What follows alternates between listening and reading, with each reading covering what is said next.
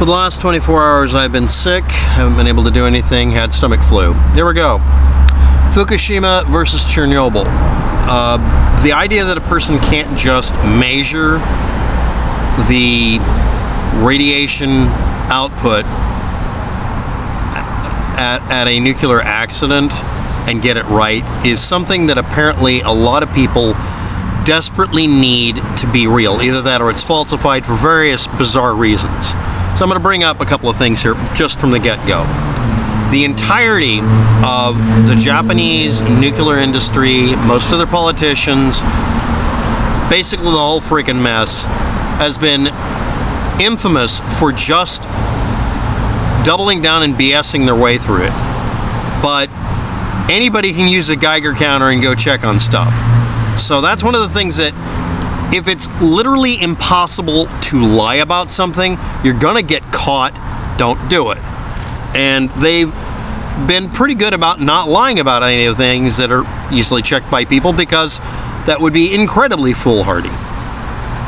Even then, they seem to have done it in both cases. And I want to point out, at the time when the Chernobyl disaster happened, there was still a lot of press gag orders in place in Russia. And a lot of the measurements you're going to hear about are people just simply walking in and measuring things and not getting permission for it. For the same reason you can measure any radiation level on the coastline of Oregon, Washington, California. You can measure it in the oceans. There aren't any actual restrictions on this. If somebody sees you whip out a Geiger counter, they're not going to be able to do anything about it because they're not going to see you. On the other hand, in Pripyat, or wherever you want to call it, the Chernobyl disaster area, it was heavily regulated, and information still was leaked. There was no point in restricting it. But yes, I would say upwards of the Japanese government, at least, down to, at the very least, TEPCO, is absolutely notorious for ass-covering bullcrap, okay? Fukushima Radioactivity released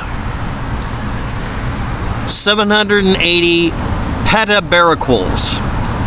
When the numbers get so absurd, you act like it sounds like you're making up number types.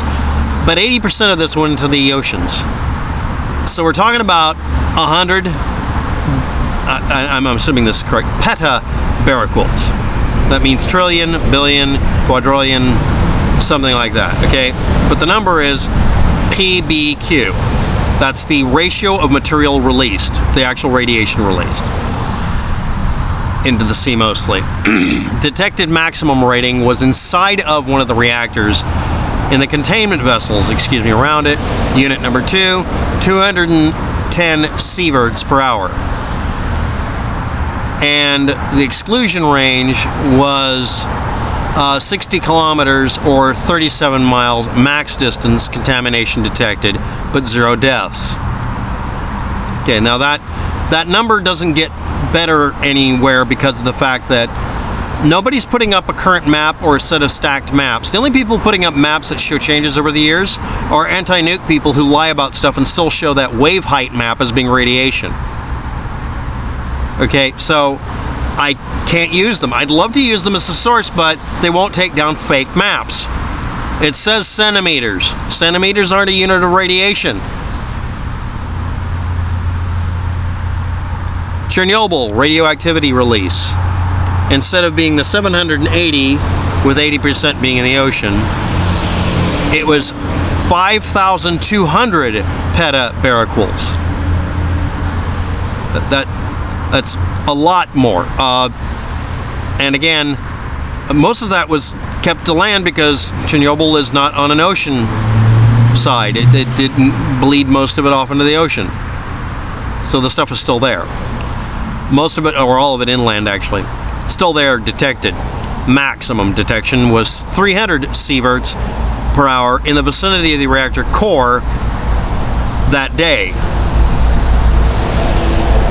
Obviously, the plain truth of this is if you have a reactor core that's damaged and is doing an uncontrolled reaction, it's going to have a high sievert rating. That's within containment vessel. Okay, yes. Can you walk outside of the sarcophagus for Chernobyl and not detect radiation? No. Can you do so outside of Fukushima's location? In many areas, yes. The cutoff point is actually really, really close to it. And you can walk around with they don't keep you from checking radiation.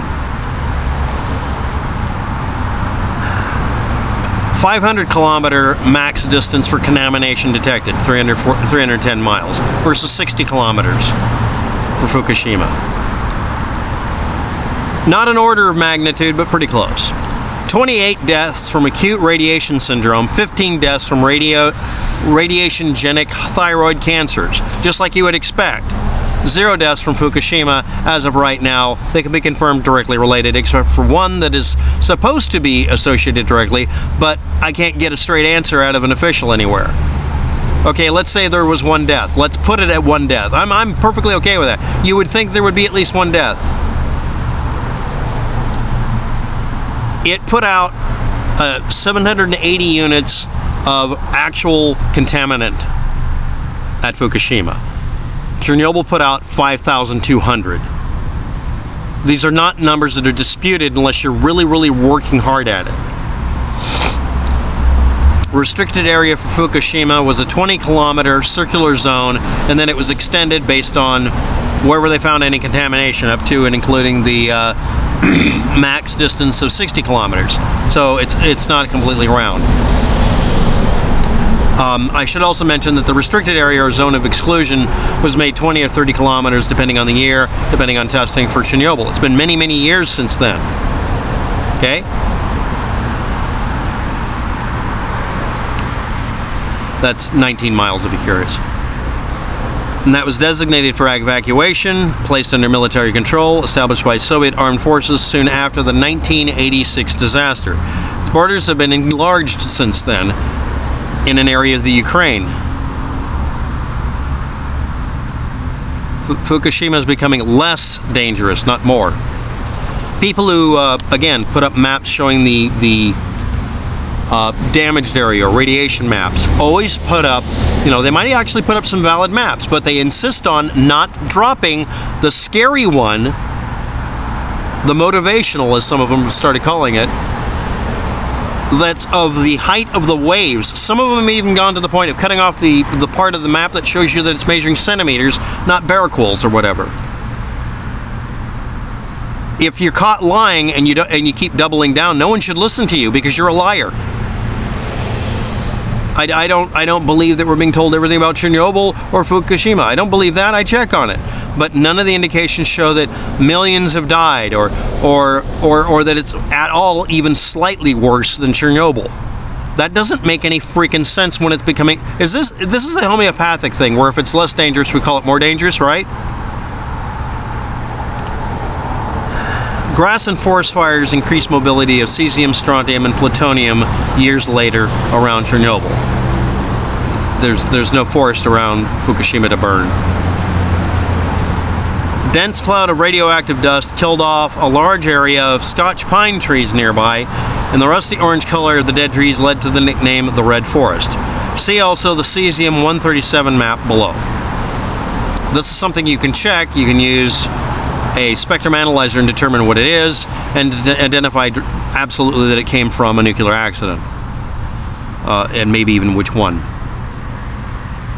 So, where are you getting the ideas that you come from to somehow make Fukushima worse? Because of need. It must be worse, because we can use that word. If you type in Chernobyl, everybody knows what it was. It literally contaminated most of Europe, and actually most of the world was hit with contamination. But somehow, we're not allowed to criticize the Chernobyl accident that was literally caused by stupidity and hubris and arrogance and doing an experiment in an unsafe manner. That's actually what caused it. No. It has to be space aliens and dustification or some other shit, right? Meanwhile, Fukushima was caused by ostensibly panicky behavior, covering my ass, that kind of stuff, but also an earthquake and tsunami caused it and killed all the people that died from this. They died from the tsunami and from the earthquake. This nuclear plant didn't cause this. I don't want nuclear power plants at all. And my rule is if a nuclear power plant has been damaged, you immediately decommission it as fast as possible, because if it wasn't in perfect condition, you wouldn't start it, so why restart it?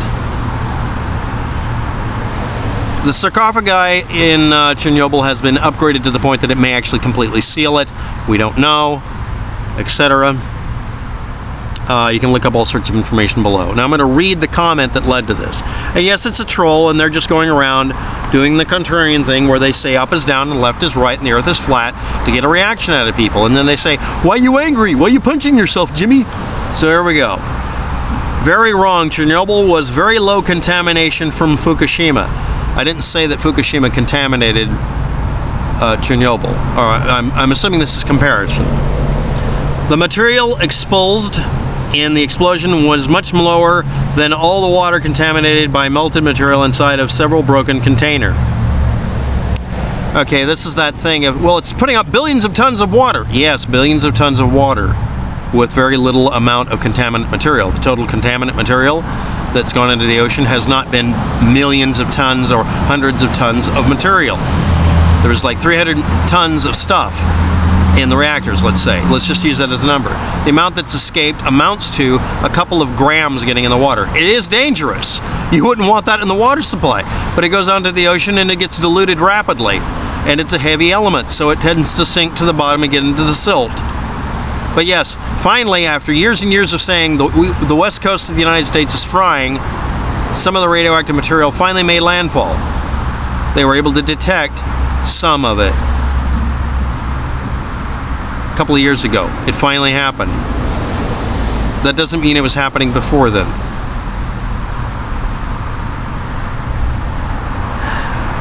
Chernobyl was more or less controls in 3 years, and Fukushima didn't start because melted cores all grouping into grown even in places where any monitoring machine could access in several reactors. At this point, this word salad is your challenge to figure out what the hell they were talking about. I'm only covering the one part that seems to be the idea that Fukushima was worse than Chernobyl. It simply was not. That's it. By every way to measure it that I can find, it was not worse. It was in a more populated area. The exclusion zone for Chernobyl is a specific shape, but trying to find a map of it is kind of a pain in the ass because everyone wants to not give you a map because everybody's really cagey about this. The one with Fukushima, they show you maps from 2011 or something like that. I guess the Tourist Bureau doesn't want any more maps published. The thing is, if you go into that area and ask for a map of where the contamination is, they'll give you a map because they have no reason not to. So I'm hoping someone gets a current map and posts it. It probably looks about the same. They're being careful about it. They allowed people to visit the areas where they used to live to pick up some belongings, bring them out for decontamination, check to see if they really were decontaminated, and then they could take them home, but they couldn't take them home if they weren't decontaminated. That's all I know about it. Mostly for paperwork and that sort of thing, and they ran it through a photocopier and threw the photocopier away. There's a lot of crap that happened in every single nuclear accident. Idiot maneuvers are done. Expedient, stupid stuff is done. Every time there's a disaster, people throw the rule book out. I understand that. But you have to actually show that there's a measured level of some kind that doesn't depend on your feelings to show that Chernobyl was worse than Fukushima. It is inarguably not. They're not even similar in most ways. Fukushima is still a disaster. It shouldn't have been able to happen. We should learn from this and not ignore it. And they should everything should be decommissioned when it breaks. Start over. Okay, I agree. But lying about this just means that you're sandbagging the anti-nuke movement by lying. No one has to forgive a liar. I won't. You shouldn't either. And I'm not lying. I have stuff to back it up down here. Would you mind telling me where I got this wrong? Thanks for watching.